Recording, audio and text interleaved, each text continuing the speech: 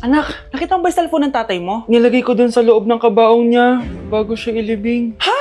Ba't mo naman ginawa yun, anak? May mga importante laman dun. Baka sakaling buhay pa siya para matawagan niya ako. Ay, Diyos ko talaga tong batang to.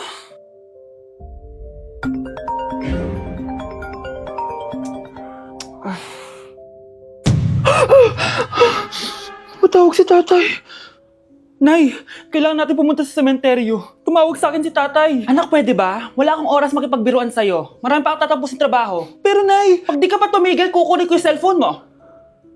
Tay, sumagot ka. Alam kong buhay ka.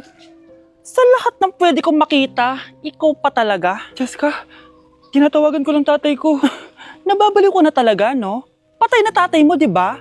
Baliw. Hindi, buhay siya. Ito tandaan mo. Kapag hindi ka pa tumigil sa kabaliwan mo, susunod ka na sa tatay mo. Sinabihan akong baliw ni Jessica tapos sinaktan niya ako. Totoo naman, di ba? Nabuhay ka. Anak, nabalitaan mo na ba? Ha? Ang alin, Nay? Patay na si Jessica.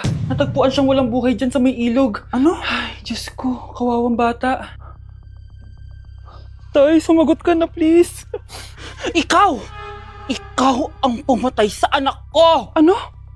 Eh siya nga to ng away sa akin eh. Ikaw ang huli niyang kasama. Tandaan mo to. Isusunod kita sa tatay mo. Tay, hindi ko na alam gagawin ko.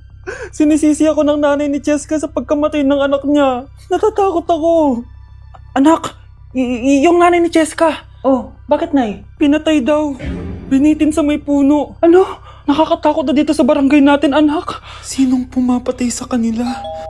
Nay, may tao.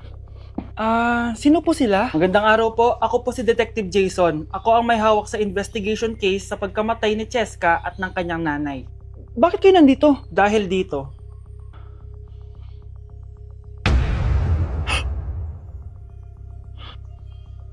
Nay, ikaw pumatay sa kanila? Oo anak. Narinig ko lahat ng mga sumbong mo sa tatay mo. Cellphone ni tatay. Pinangako ko sa tatay mo bago siya mamatay na poprotektahan kita. Kahit makapatay man ako ng tao. Sumama ka sa akin, ma'am, para ma-interview ka namin. Tandaan mo to, anak. Kahit nasa kulungan ako, poprotektahan kita. Tumawag ka lang. Anak, halika na dito, kakain na tayo. Sige po, Nay. Kain ka na, anak. Sige po. Oh, bakit anak? Nay, wag na po kayo magtinidor. Natatakot po ako dyan. Hindi ko magalaw ang kamay ko. May demonyo ata to. Tinidor lang to, anak. Nay, please, magkutsara na lang kayo. Few moments later. Ano yun? Anak, sinuntok ako na lalaking yun, no? Akong bahala dyan, Nay. Makakatikim sa akin yan. Asan na yan? Hoy! Ba't mo sinaktan ng nanay ko? Aba, bakit? Gusto mo din ba? Go, anak! O sige, dito lumapit ka. Dito, lapit. Sige, labanan mo, anak. Takot sa tinidor? Nay, patawarin mo na siya. Di ba sabi mo sa akin, matuto tayo magpatawad? Grabe ka talaga, anak. Best CEO Award. Deserve mo talaga yun. Thank you, Nay. Grabe ka na talaga, anak. Iba ka na. Oh, tara na. Naghihintay na yung mansion mo.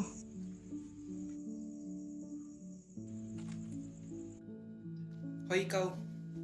Wala kang mararating sa buhay. Alam mo kung bakit? Kasi mahirap lang pamilya mo. Ang malas mo naman, pinanganak ka mahirap. Akala mo ba makakaahon kayo sa kahirapan sa pag-aaral mo? Sa panaginip mo. Kaya kung ako sa'yo, mag-drop ka na. Kasi wala ka naman mararating.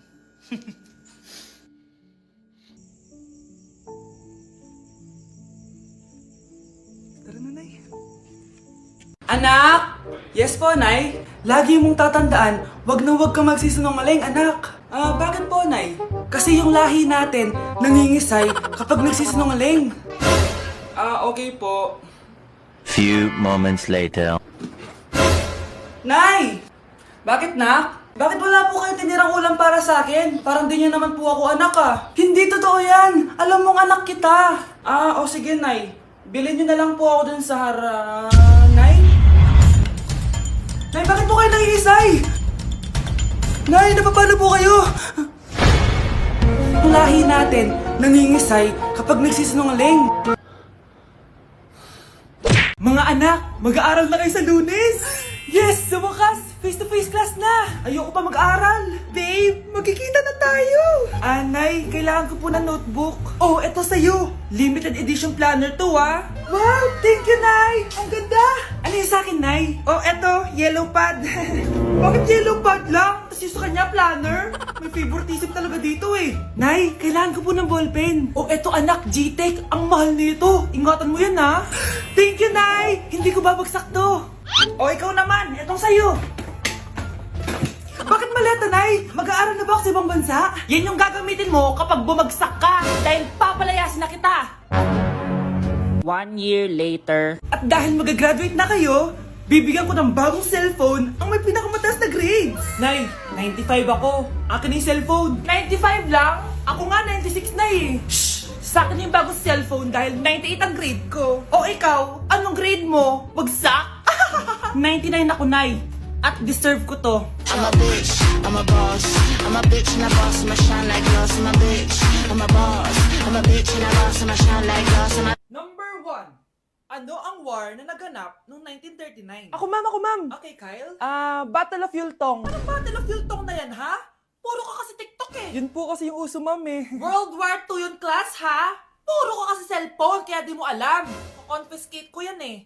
Number 2, madali na lang to, ha? What is the Philippine National Anthem? Ma'am, alam ko yan. Yes, Scarlett. Ano kasi yun, Selos by Shaira? Anong selos-selos, ha? At di ko alam bakit ba nagkakaganto. Pinagluloko niyo ba ako dito, ha? Lupang hinirang yon. Ay, iba pala ma'am. Lahat kasi sila kinakanta yan eh. Aba, saan kayo galing, ha? Sa kantin po ma'am. Ang kakapal ng mga mukha nyo.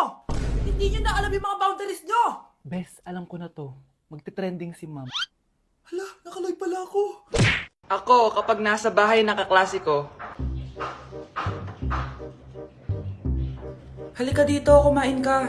ay, wag na po tita, busog pa po ako. Gutom na ako, kaso nahihiya ako sa kanila. Ako, kapag nasa bahay namin.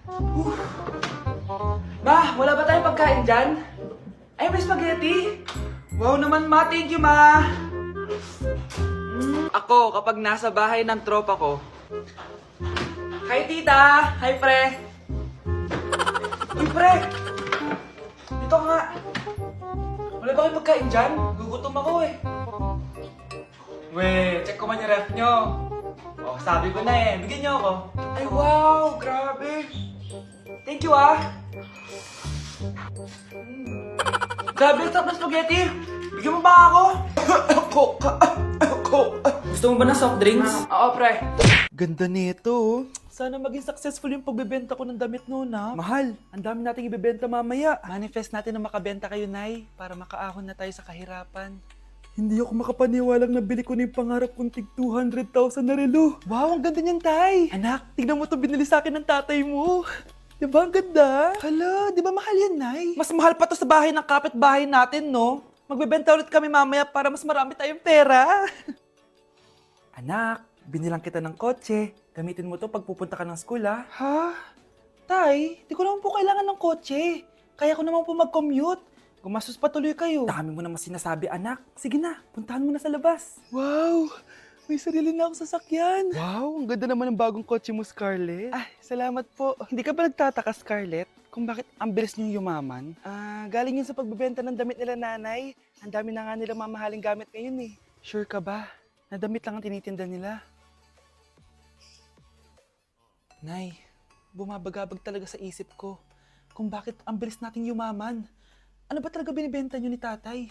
Ano ka ba anak? Malaki talagang kita sa pagbebenta ng damit. Pero Nay, wala nang pero-pero. Hindi ka ba masaya anak? Na mayaman na tayo? Na nabibili natin lahat ng gusto natin? Sige na, mag-aayos pa ako ng benta ko. Mahal, nakauwi ka na ba?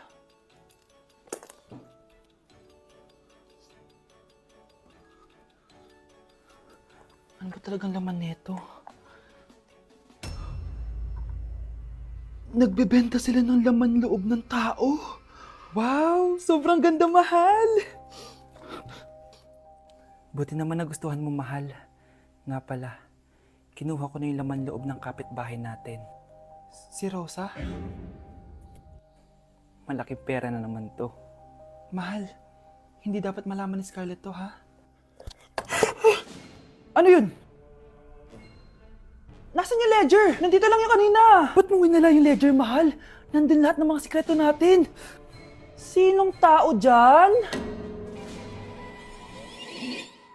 Trigger warning, kung takot kayo sa tahi, huwag niyong papanoorin to. So may nag-comment, bago ko sagutin yan, gusto ko lang sabihin na Happy New Year everyone! Tapos na yung 2024. So, answering the question, ano po yung nasa labi niyo? Tinahi po yung labi ko. Ang ginawa pong surgery sa akin is lip reduction surgery. So, pang 5 araw na to guys, and as you can see, hindi ko na ilalapit kasi baka matakot talaga kayo. Bakit ako nagpa-lip reduction surgery? First of all, siguro lahat naman tayo may insecurity. And kung di nyo napapansin, malaki talaga naturally yung labi ko. Mas malaki yung sa taas compare sa baba. So, hindi siya proportion. Actually, dapat hindi ko na siya itutuloy. Pero may isang bagay kung bakit ko siya tinuloy. And yung number 2 reason ko is palagi ko siyang nakakagat whenever na kumakain ako. So, dahil nga malaki yung labi ko, marami laman sa loob. So, kapag ngumunguya ako, nakakain ko siya. Ang tendency, hindi nawawala yung singaw ko. And lumalaki yung singaw ko kasi palagi ko siyang nakakagat. Imagine, hindi lang isa, hindi lang dalawa ko siya beses nakakagat, kundi siguro mga 5. Ganun kalala. So, dugong-dugo talaga. Kaya tinuloy ko na rin siya para finally mabawasan na yung laman niya sa loob at sana hindi ko na siya makagat in the future. Pero syempre, para mas maging confident na rin ako sa mga pictures. Kung nagtataka kayo kung bakit after Pasko or December 26 ako nagpa-surgery, is yun yung earliest na appointment na pwede yung doctor ko. And yun na yung ginrab ko since kailangan kong gumaling before ako bumalik sa school. Kasi di naman ako pwedeng bumalik sa school na nang ganito yung sitwasyon ng bibig ko. Paano ako magre-report, diba? Ito na ata yung sinasabi nilang New Year, New Me. So yun lang naman guys. Again, happy New Year. Wishing you all the best in 2025. Babalik na ako sa content ko. Promise, pag gumaling na talaga to. Bye-bye.